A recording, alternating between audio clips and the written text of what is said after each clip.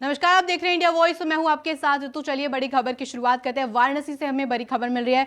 पूजा पंडाल में आग लगने का मामला सामने आया, जहां पे सीएम के निर्देश के बाद मंत्री अनिल राजभर पहुंचे हैं ट्रॉमा सेंटर, जहां पर घायलों पर हर संभव मदद करने का दिया गया है भरोसा। बीएचयू ट्रॉमा सेंटर में मरीजों का जाना है उन्होंने हालचाल। पंडाल में लगी आग का उन पर दुख जताया है राजभर ने। पूजा पंडालों के लिए पुलिस प्रशासन को दी गई है चेतावनी। राजभर सरकार घायलों की हर संभव मदद करने के लिए प्रेरित है। और साथ ही राजभर पहुंचे हैं ट्रॉमा सेंटर। जिस तरह से तस्वीरें सामने आ रही है, सरकार घायलों की हर संभव मदद करने की कोशिश कर रही है। पंडाल में लगी आग और आग पर काफी दुख जताया जा रहा है। और आग में जो झुलसे लोग उनके प्रति सीएम योगी की संवेदनाएं और सरकार जो घायलों की हर संभव मदद करने की कोशिश कर रही है।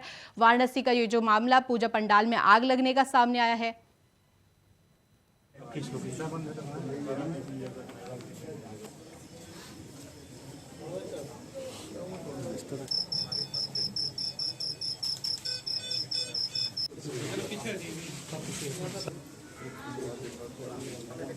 ठीक है,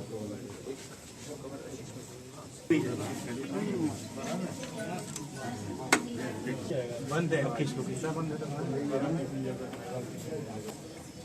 पंडाल में लगी आग जो दुखद माना जा रहा है राजभर की तरफ से, जो राजभर पहुंचे अभी ट्रॉमा सेंटर, जहां पर उन्होंने घायलों का हालचाल पूछा, हालचाल जाना और साथ ही साथ ये भी जानने की कोशिश करी कि आखिर उसकी वजह क्या रही। और घायलों से भी उन्होंने उनका हालचाल पूछा है, साथ ही हर संभव मदद करने की भी उन्होंने पूरी सहमति दी। और साथ ही साथ सीएम योगी की तरफ से भी मदद का पूरा आभार उन्होंने जताया है राजभर ने। साथ ही साथ हर संभव मदद करने की कोशिश की है। और पूजा पंडाल में आग लगने का ये मामला सामने आया, जो कि वाराणसी में अब राजभर पहुंचे ट्रॉमा सेंटर और सीएम के निर्देश के बाद उन्होंने ये कड़ा कदम उठाया है। और सीएम के निर्देश के करने के बाद ये जो मदद का हाथ राजभर की तरफ से किया गया है, ट्रॉमा सेंटर वो पहुंचे हैं। पंडाल में जो आग लगी है वो काफी दुखद मानी जा रही है। ऐसे में घायलों का हालचाल पूछने के लिए राजभर पहुंचे ट्रॉमा सेंटर।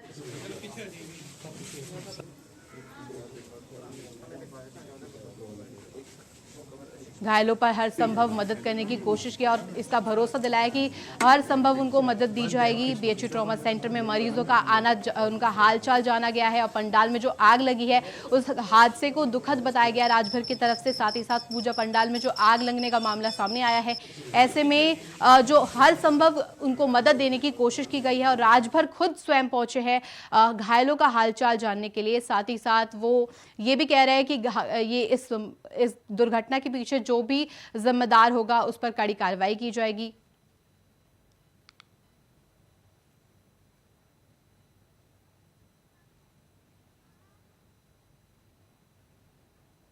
यूपी की विधानसभा सीट पर उपचुनाव।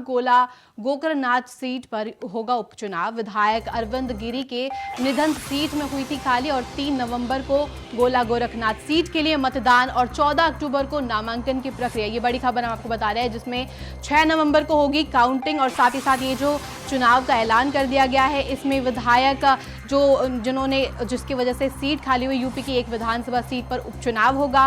और साथ ही साथ आपको बता दें कि गोला गोरखनाथ सीट पर ये चुनाव होना है।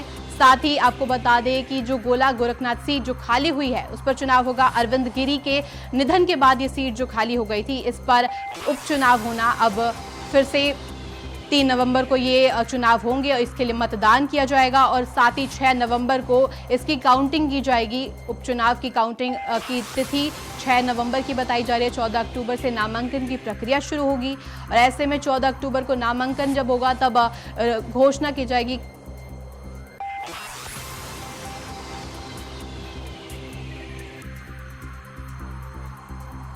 हमारे साथ हमारे संवाददाता और सहयोगी जुड़ गए प्रियम पाठक से जानेंगे। प्रियम, क्या कुछ सामने आ रहा है कि जो सांसद की क्या जानकारी है इस पे, किस वजह से इनकी जो मौत हुई थी इसके बाद जो सीट खाली हुई है अब उन पर उपचुनाव होने वाला है? बिल्कुल, देखिए गोला गोरखनाथ विधानसभा की सीट जो है, जो लखीमपुर डिस्ट्रिक्ट में आती है, वहां से जो विधायक थे उनकी मृत्यु हुई थी और उसके बाद अब उस सीट खाली हुई थी, तो अब उस पर उपचुनाव की घोषणा हो चुकी है। 3 तारीख को इस सीट पे जो है वोट डाले जाएंगे और 6 नवंबर को वोट की काउंटिंग होगी। इससे पहले जो नोटिफिकेशन जारी होना है वो 7 तारीख को होगा। नॉमिनेशन की जो लास्ट डेट है वो 14 अक्टूबर है और स्क्रूटनी जो होगी वो 15 अक्टूबर को होगी। तो ये पूरी चुनाव की प्रक्रिया रहने वाली है। बीजेपी के खाते में ये सीट थी। अखिलेश गिरी वहां से विधायक थे जिनकी हार्ट अटैक के कारण मृत्यु हुई थी और उसके बाद अब वो सीट खाली हुई। तो अब उस सीट पे उपचुनाव की घोषणा जो है चुनाव आयोग की तरफ से कर दी गई है और उसमें चुनाव की तारीखों की भी घोषणा जो है वो की जा चुकी है, जिसमें 3 नवंबर को इस सीट पर मतदान होगा। जी प्रियम, एक और सवाल की जिस तरह से ये निधन के बाद, अरविंद गिरी के निधन के बाद जो ये सीट खाली हुई है, इस पर अब क्या कुछ समीकरण बन रहा है? और कौन सा नाम सामने आ रहा है कि जो रेस में आगे है? देखिए, अभी चूंकि रेस में कौन सा नाम आगे है ये कहना इसलिए संभव नहीं होगा क्योंकि अभी तक कैंडिडेट के नाम की जो घोषणा है वो पॉलिटिकल पार्टियों की तरफ से नहीं की गई है कि सीट पर कौन पार्टी जो है किस कैंडिडेट को उतार रही है। जब इस चीज की घोषणा होगी किस पार्टी ने किस कैंडिडेट को उतारा है तो उसके बाद समीकरणों के हिसाब से शायद अंदाजा लगाया जा सकता है कि किसकी दावेदारी जो है वो प्रबल है, उसकी दावेदारी थोड़ी सी कमजोर नजर आ रही है। बाकी जो एक्चुअल फिगर है, जो एक्चुअल तस्वीर है वो 3 तारीख को मतदान के बाद, जब 6 तारीख को उसकी काउंटिंग होगी तब पूरी तस्वीर जो है वो साफ। बहुत बहुत धन्यवाद प्रियम पूरी जानकारी के लिए।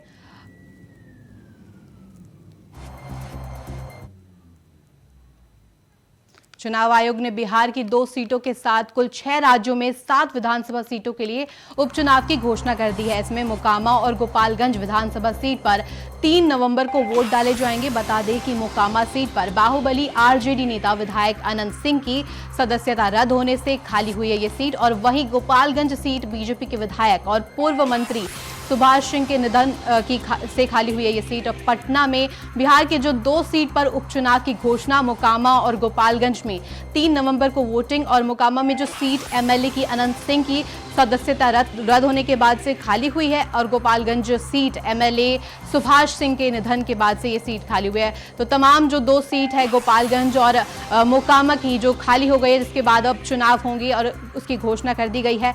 बिहार में 2 सीटों पर उपचुनाव होंगे, मोकामा और गोपालगंज में 3 नवंबर को वोट डाले जाएंगे। ऐसे में अब ये बेहद ही दिलचस्प तस्वीरें सामने आएंगी, जहां पर मोकामा सीट में एमएलए अनंत सिंह की सदस्यता रद्द हुई थी और इसी से सीट खाली हुई थी। और अब साथ साथ बता दें कि गोपालगंज में एमएलए सुभाष सिंह की निधन के बाद ये जो सीट खाली हुई है, इस पर भी अब उपचुनाव होंगे।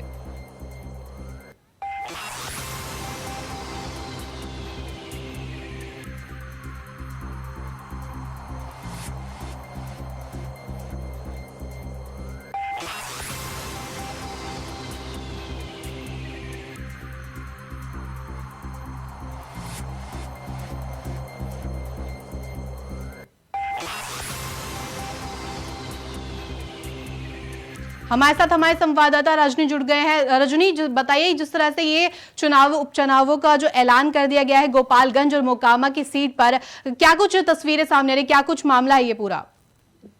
देखिए, बताते चलो कि उपचुनाव की घोषणा कर दी गई है। 2 सीटों पर होना है ये उपचुनाव और 3 नवंबर को वोटिंग की तारीख चुनाव आयोग ने पक्की करी है। और बताते चलो कि 14 अक्टूबर से नामांकन दाखिल करने की तिथि है, जिसे और 14 अक्टूबर से नामांकन की दाखिल करने की डेट इशू की गई है। और साथ ही साथ 15 अक्टूबर का जो डेट है वो नामांकन वापस लेने का आखिरी दिन है और उम्मीदवार 17 अक्टूबर तक अपना नामांकन वापस ले सकेंगे। तो ये उपचुनाव इसलिए हो रहा है क्योंकि 2 सीटें बिहार में उपचुनाव के लिए खाली थी और उन्हीं दोनों सीटों पर ये उपचुनाव हो रहा है।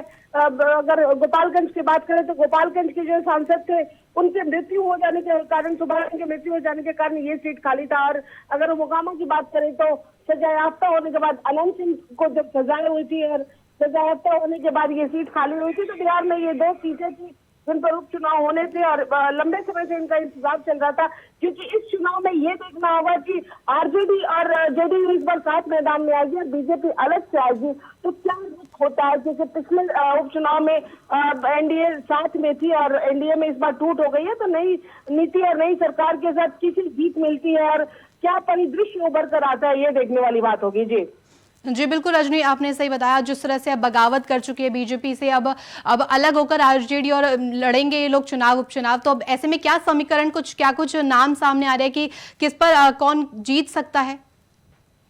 और देखिए, अब तक स्पष्ट नहीं हुआ। अगर मोकामा की सीट की बात करें तो मोकामा का सीट हमेशा से राजद के अनंत सिंह के ही खाते में रहा है, क्योंकि अनंत सिंह चाहे वो जिस दल में रहे हो, बीच में अनंत सिंह जेडीयू से बगावत करके जब उन्हें सजा हुई थी और जेडीयू से बगावत करके वो आरजेडी में चले गए थे तो वो महागठबंधन के पार्ट हो गए थे, तो भी वो महागठबंधन की तरफ से जीते थे। और उसके पहले जब वो एनडीए के पार्ट रहे, यानी अनंत सिंह के खाते में ही ये सीट मोकामा की सीट हमेशा से रही है। और खबर ये भी आ रही है कि अनंत सिंह के सजायाफ्ता होने के बाद इस सीट पर उनकी पत्नी उनकी जगह पे इस चुनावी मैदान में होंगी। तो चूंकि ये वर्चस्व की लड़ाई होती है, मोकामा का जो सीट है हमेशा से वर्चस्व के लिए जाना जाता है, तो अब ये देखना होगा कि ये किसकी झोली में जाती है। अब यानी अनंत सिंह की जो पत्नी है वो आरजेडी खेमे में है, तो अब ये देखना होगा कि चूंकि नीतीश कुमार से बगावत करके अनंत सिंह अलग हुए थे, तो इस बार वो किस तरह चुनाव को लेते हैं। और वहां पर चूंकि जातीय समीकरण हावी रहती है मोकामा की सीट में, भूमियार वोटरों की पैनी नजर होती है, तो ये जातिगत आधार पर भी इस चीज को माना जाता है। तो अब ये देखना होगा कि मोकामा की सीट पर कौन आता है। और अगर बीजेपी अगर गोपालगंज सीट की बात करें तो वो बीजेपी के खाते में था, तो अब ये देखना होगा कि वहां पे बीजेपी और जेडीयू जब अलग हुए हैं तब आखिर ऊंट किस करवट बैठता है। क्या लोगों ने बीजेपी को अकेले एक्सेप्ट किया है या फिर वो महागठबंधन को एक्सेप्ट करते हैं, तो ये बड़ा ही खास दिलचस्प होगा गोपालगंज की सीट की चुनाव को देखना, क्योंकि एनडीए और महागठबंधन की आमने सामने की टक्कर होगी। जी बिल्कुल रजनी, सही बताया आपने। जिस तरह से अब देखना बहुत दिलचस्प होगा कि किसके नाम पर मुहर लगती है। फिलहाल वक्त हो चला है एक छोटे से ब्रेक का, ब्रेक के बाद फौरन हाजिर होते हैं।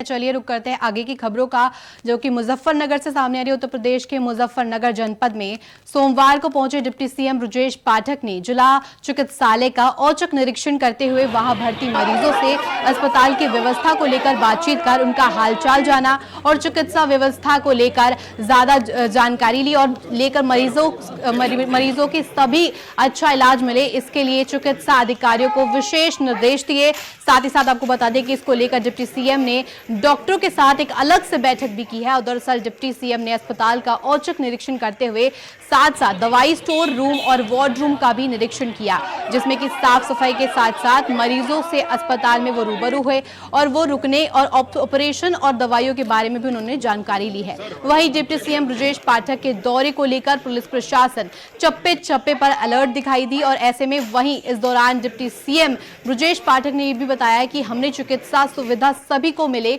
इसको लेकर चिकित्सकों के साथ बैठक भी की है और कुछ मरीजों के परिजनों से भी मुलाकात की है और मरीजों से भी मुलाकात करके उन्होंने मुजफ्फरनगर जनपद में सभी लोगों को संतुष्टि मिले, इसके लिए डिप्टी सीएम ने ये कदम उठाया है। डिप्टी सीएम ब्रजेश पाठक ने स्टाफ और चिकित्सकों की भर्ती कराए जाने के आदेश दिए हैं। साथ ही साथ आपको बता दें मुजफ्फरनगर में डिप्टी सीएम ने किया है अस्पताल का औचक निरीक्षण, जिसमें कि ब्रजेश पाठक ने अधिकारियों को विशेष निर्देश दिए हैं ताकि जो साफ सफाई है वो हो सके।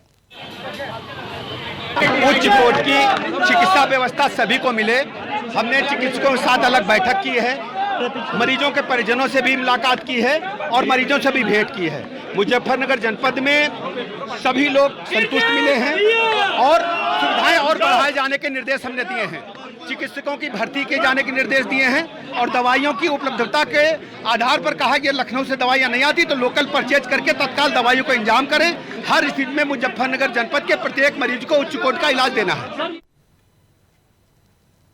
इलाहाबाद हाई कोर्ट में जो दूसरा खबर सामने आया, जिसमें कि निर्देश दिया गया है कि कोर्ट ने पुलिस इंस्पेक्टर को डिप्टी एसपी बनाने का निर्देश दे दिया। ये बड़ा ऑर्डर और बड़ा निर्देश कोर्ट के द्वारा दिया गया है। कोर्ट ने प्रमोशन रोके जाने के आदेश को रद्द कर दिया है। बता दें आपको ये बहुत बड़ी अपडेट, और कोर्ट ने ये प्रमोशन रोके जाने के बाद आदेश दिया है कि ये रद्द किया जाए।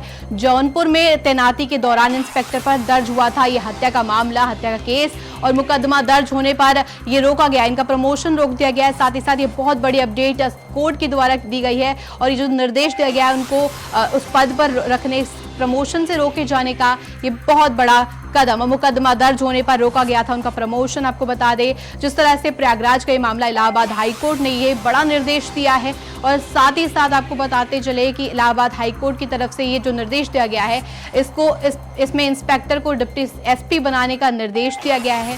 आपको ज्यादा जानकारी के लिए बता लें कि प्रमोशन रोके जाने के आदेश को रद्द कर दिया गया है और कोर्ट ने प्रमोशन रोके जाने के आदेश को रद्द कर दिया। प्रमोशन उनका रोक दिया है। जौनपुर में तैनाती के दौरान इंस्पेक्टर पर हत्या का मामला दर्ज हुआ था और इसी के चलते इनका प्रमोशन रोक दिया गया है। मुकदमा दर्ज होने पर यह प्रमोशन जो है अब रुक गया है। फिलहाल आपको ये बता दें इलाहाबाद हाईकोर्ट की तरफ से ये बड़ा निर्देश दिया गया है।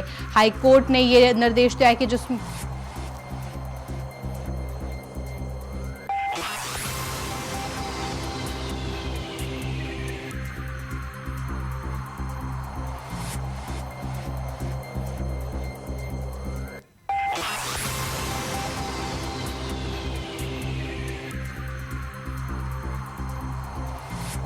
इसी पर हमारे साथ हमारे संवाददाता शोएब रिजवी जुड़ गए हैं। शोएब, जिस तरह से अब ये इलाहाबाद हाईकोर्ट का जो ये मामला और जो निर्देश सामने आया है, इस पर क्या कुछ कहना है, क्या कुछ ये पूरा निर्देश है और क्यों ये दिया गया है?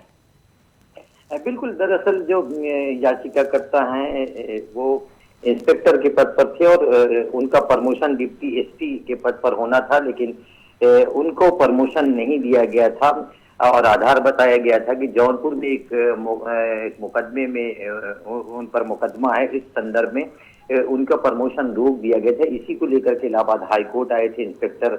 इस वक्त फिलहाल वो फतेहगढ़ में तैनात है और उनकी तरफ से ये प्रेयर की गई थी, जिसको आज कोर्ट ने माना और बाकायदा जो एसीएम होम की तरफ से आदेश जारी हुआ था उसको रद्द कर दिया। यानी इनके प्रमोशन जो नहीं दिया गया था उस आदेश को रद्द करके बाकायदा इनको प्रमोशन देने की कोर्ट की तरफ से निर्देश दिए गए हैं। तो इस तरह से कह सकते हैं कि इन्होंने जो कोर्ट में अपनी याचिका की थी और इनको जो प्रमोशन नहीं मिला था उसको चुनौती दी थी, जिसको कोर्ट ने स्वीकार कर लिया गया। हालांकि जो इनको प्रमोशन नहीं दिया गया था उसकी वजह ये बताई गई थी कि पर जौनपुर में एक मुकदमा 302 का दर्ज है, जिसकी वजह से इनके प्रमोशन को रोका गया। लेकिन कोर्ट में जो इनकी तरफ से, इनके वकील की तरफ से जो पक्ष रखा गया उसमें साथ में ये कहा गया कि ये एसआई के पद पर थे, इन्हें आउट ऑफ टर्न इंस्पेक्टर बनाया गया था और उस वक्त भी ये मामला चल रहा था। फिलहाल कोर्ट ने जो इन पर जौनपुर में मुकदमा है उस पर अभी कोई फैसला नहीं हुआ। ऐसे में इनको प्रमोशन से रोकना उचित नहीं होगा और कोर्ट ने उनकी बातों को माना और इस तरह से आदेश दिया है कि इन्हें डिप्टी एसपी के पद पर प्रमोट किया जाए।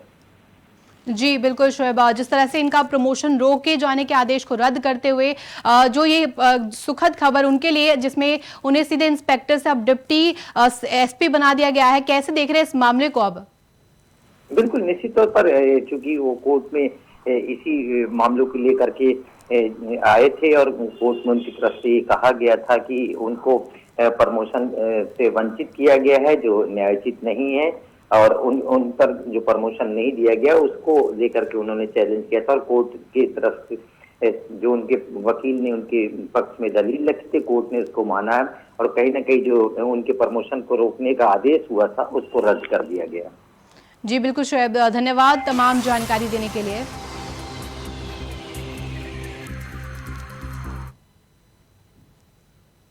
अगली खबर लखीमपुर खीरी से सामने आई, जहां पर लखीमपुरी खीरी दौरे पर राकेश टिकैत ने तिकोनिया पहुंचकर किसानों की बरसों से हुई शामिल। टिकैत ने मृतक किसानों को दी श्रद्धांजलि और ऐसे मामले में साथ ही साथ आपको बता दें जिसमें श्रद्धांजलि अर्पित करी है राकेश टिकैत ने खुद पहुंचकर और लखीमपुर खीरी दौरे पर वो पहुंचे हैं इस वक्त और उन्होंने जिस तरह से श्रद्धांजलि दी है चिकुनिया पहुंचकर किसानों को जो बरसी पर उन्होंने वो बरसी पर शामिल हुए और उन्होंने जिस तरह से श्रद्धांजलि दी है काफी अहम माना जा रहा है ये।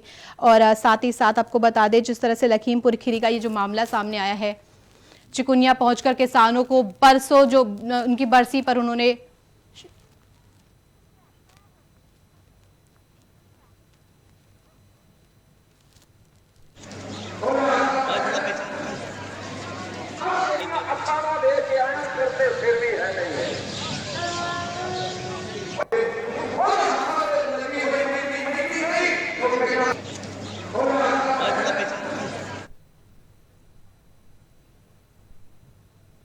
चलिए अगली खबर का रुख करते हैं मुजफ्फरनगर से, जो कि सामने आई है। मुजफ्फरनगर लखीमपुर खीरी कांड की बरसी पर प्रदर्शन और संयुक्त किसान मोर्चा के आह्वान पर प्रदर्शन। गृह राज्य मंत्री अजय मिश्रा टेनी के खिलाफ प्रदर्शन किया गया। ऐसे में अजय मिश्रा टेनी की बर्खास्तगी की मांग। यूपी के सभी ब्लॉक में किसानों का प्रदर्शन सामने आया है। 9 ब्लॉकों पर भाकियू कार्यकर्ताओं का प्रदर्शन। ऐसे में भाकियू कार्यकर्ताओं ने अजय मिश्रा टेनी का पुतला फूंक दिया है। और ऐसे में ये बड़ी जानकारी हम आपको दे रहे हैं। गृह राज्य मंत्री अजय मिश्रा टेनी की बर्खास्तगी की जो मांग उठी है, इस पर लगातार प्रदर्शन हो रहा है। वहां पर भाकियू कार्यकर्ताओं ने अजय मिश्रा टेनी के खिलाफ जो ये प्रदर्शन करा है और इसमें उनका पुतला भी फूंका है। साथ ही साथ सभी ब्लॉक में किसानों का प्रदर्शन देखने को मिला है। 9 ब्लॉकों पर भाकियू कार्यकर्ता प्रदर्शन कर रहे हैं। ऐसे में बड़ी जानकारी और बड़ी अपडेट मुजफ्फरनगर से ये सामने आ रही है, जहां पर लखीमपुर खीरी कांड के बाद ये प्रदर्शन का आह्वान किया गया है। संयुक्त किसान मोर्चा के आह्वान पर यह प्रदर्शन हो रहा है और गृह राज्य मंत्री अजय मिश्रा टेनी ने ये के खिलाफ जो ये प्रदर्शन हो रहा है, यूपी के सभी ब्लॉक में जो किसानों का प्रदर्शन सामने आया है, उनकी बरसी पर जो उन्होंने प्रदर्शन किया है। ऐसे में काफी तस्वीरें हम आपको अपने टीवी स्क्रीन पर दिखा रहे हैं, जिस तरह से संयुक्त किसान मोर्चा के आह्वान पर यह प्रदर्शन किया गया है। गृह राज्य मंत्री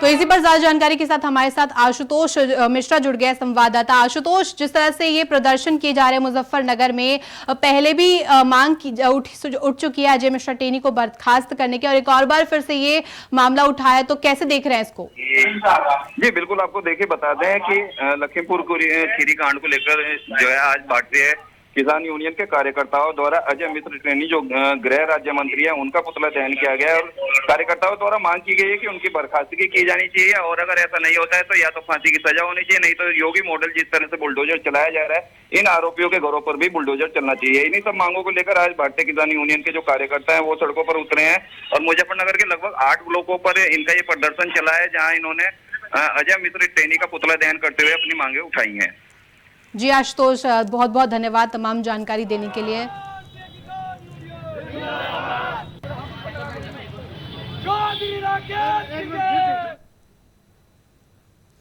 तो फिलहाल इस बुलेटिन में बस इतना ही। आप देखते रहिए इंडिया वॉइस।